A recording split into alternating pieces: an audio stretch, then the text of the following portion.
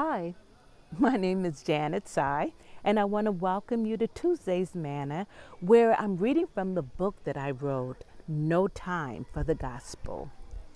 Chapter 45, Too Scared to Listen. Fear is a powerful force. While some fears can be good, there are fears that can debilitate a person. Fear makes us afraid to reach out beyond the perceived threat. Fear can sometimes be so overwhelming that we don't hear what is being said. Fear makes us do and say irrational things. Take Peter, for example. He, James, and John were on the Mount of Transfiguration. Not only did Jesus' face and appearance change, but those disciples also saw Moses and Elijah talking with Jesus. Instead of Peter watching, listening, and waiting, he started rambling. He began by saying to Jesus that it was good for them, the disciples, to be there. They were seeing something miraculous. True to Peter's nature, he felt a need to do something. So he offered to make 3 tabernacles.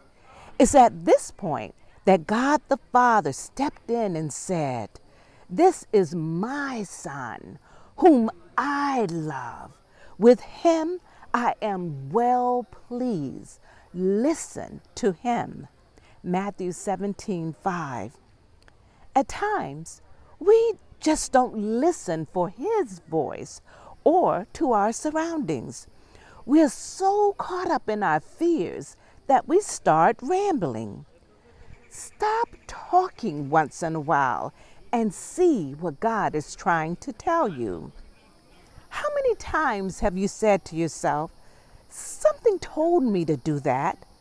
Maybe you said, "I should have followed my mind." When we don't listen, especially to the Lord, we are inconvenienced or we miss out. Fear causes us to miss out on God's blessing too. We constantly dwell on what we can't do.